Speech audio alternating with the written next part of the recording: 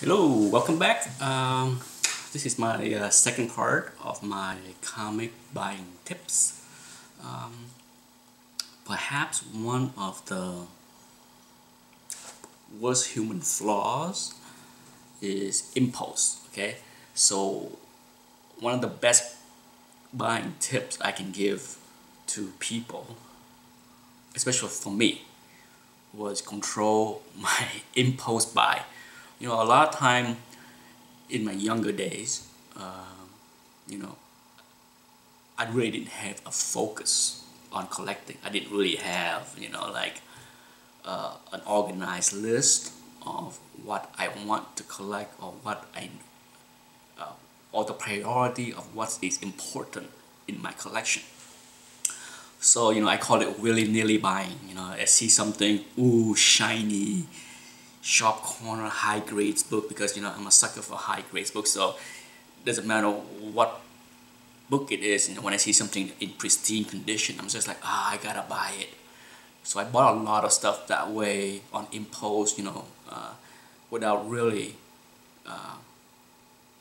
paying much attention to what it is I'm buying, just because it's cheap, or it's affordable, or it is within, the price range.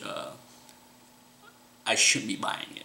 And I think the hardest thing, perhaps for most collectors out there, is control the impulse buy. You know, the best thing that you can do, in my opinion, for yourself in the long term, as far as having a collection that you're happy with, as well as your pocket being happy with you, would be to know what you want. Okay, I said this to a lot of people over the years. Focus on what you want to collect. For sure, have a list. If I have a mental list of what I want, but I also used to write down everything that I really want, as well as the price and the great range that I organize. What I used to do was, on books that I really, really wanted, I would log as many finished transaction on other auction site or eBay that I can find. For example, if I was going after an X-Men 3 in the grade of 9.0 to 9.2, for example, I would then follow a few transactions and log all the prices that I can find for that two grade ranges over a month of, over the span of 2 or 3 or 4 months. I mean, it's not a rare book.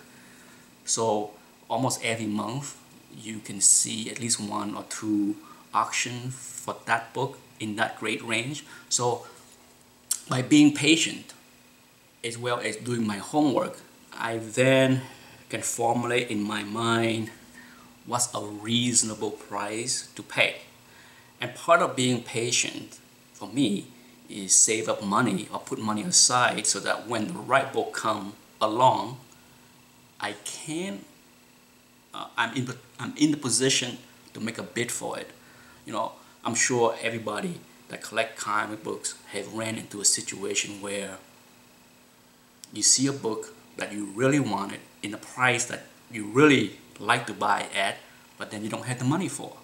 I'm sure it happened to everybody in multiple occasions, and if you look back in the rear view mirror, you will find that there's other purchases that you made before the scenario that was in the camp of a waste of money or not important. So by being focused and be able to be patient and sit on your hands to control your impulse buy, it will free you up at the right time to buy the right book. I mean, that's how it works for me. When the right book come along, I'm usually in the right position to buy it. Now, does not mean I win that book every time, if someone is willing to pay crazy prices to outbid me, then I will, gladly not win the book. But more often than not, by staying focused, not buying willy-nilly, and put money aside for the right book, when nothing popped up on eBay or any other auction site, I can go, hard after that book at the price I think is a fair value. But so that's one other tips. I'm not sure how helpful that will be for most people, because I think control your impulse of just buying things are not easy. Whether you have money or no money, I think that's human nature too, to shop. Okay, we like to shop, we like to buy. So I'm just telling you what works for me. The other tips I want to talk about is haggling or negotiating. I think, I mentioned in the previous video tape that I don't like to haggle, and I don't like other people to haggle with me on every deal. But that's me. That's why I'm not in a retail business where I negotiate or have to negotiate on a daily basis. But I do find that there's a way to negotiate that can come across less annoying, but it's also a win-win for both you and the seller. Luckily, I have bought from some people enough time over many years, as well as a lot of transactions, that if I see something on eBay that they are selling, I have no problem shooting them an email and say, oh, I saw that item on eBay you list for $500 in the buy it now with the best offer. How would you be willing to sell that $500 item for $475 shipped, shipping cost included? Now, why and how do I come up with the $475? Before we go into that, let's assume that the $500 asking is within the price range. So it's not overpriced, it's not cheap, but it's fair value. Okay, so the seller is asking $500. I'm shooting him an email and say, would you be willing to sell it to me for $475 shipped?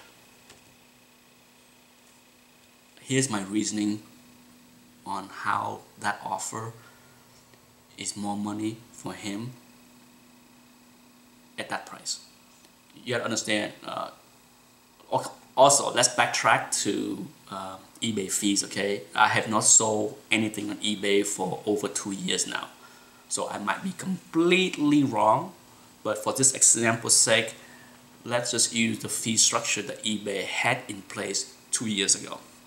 I believe 2 years ago, the standard buy it now offering have a 10% fee in addition to listing fees and all that stuff. So if you sell it, eBay will take 10%, perhaps even more, but let's just say 10%. So if someone click on his $500 buy it now price, eBay will take 10% of that, so all he get is $450. Okay, and on top of that, there's a 3%, almost 4% fee of PayPal. Then in the end, he's gonna get like around $430. Okay, give or take a few bucks here and there. So by offering him $475, I'm telling him, listen, if a seller sell enough on eBay, he understand that $475 that I'm offering is well above what he will get should he sell it straight on eBay and pay all the eBay fees.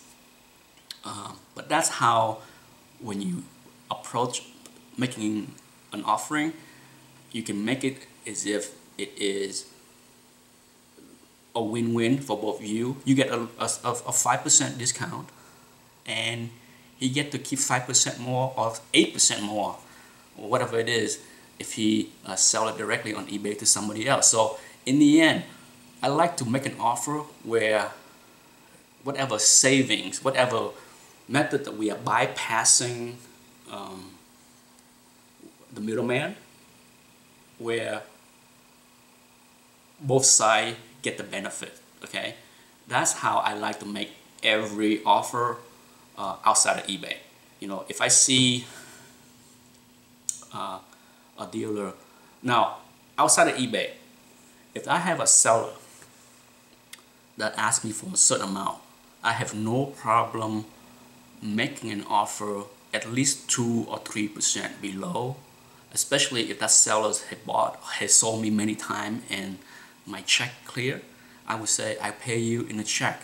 I can wait, 2 weeks if you want to wait until the check clear, and we split the savings on PayPal fees. I mean, you can sell me. We can do it through PayPal and pay 3.8% in fees, or you can give me 2% discount right now on that book if I give you cash. And this works very well at conventions. This is one reason why bringing cash and willing to pay a couple $100 in cash to a dealer is a big plus for him, because if anybody here run a business, I can guarantee you that swipe that you run through can cost anywhere from 2.75% to almost 4%. It's ridiculous. The fee is a lot, okay? So if a dealer can save 2 or 3% on swipe fees by paying cash, it's a big plus for him. So whenever I pay something in cash, I am not hesitant to ask for even like a 2% discount, because I know in the end he's gonna get more money in his pocket by selling it and getting cash instead of a swipe with a credit card. So there is no hesitant on my part to ask for even like a 2% discount. But in the end, I hope what you get away from this video is the best way to negotiate or haggle is come to a medium point where both sides win. Okay, because if you can bypass the middleman like eBay or any other auction site and put more money into the seller's pocket, as well as saving yourself 5% here and there, why not? You can't. It's a no-lose scenario for you and the seller. So it would be silly to not approach making an offering of the book, and even mentioning it. I have for sellers that I deal with often enough, I don't need to spell it out that this is a win-win for you. But for a seller that I have never done business with before, I would politely say, well, if you sell to me 6% lower than your asking price, you still will have more money in your pocket because you don't have to pay eBay 10% or 12%, whatever it is. So it's okay to talk, to write those kind of emails and offering to people without coming across offensive, in my opinion.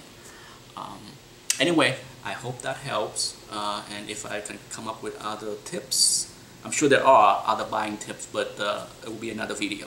But thanks for watching. Bye.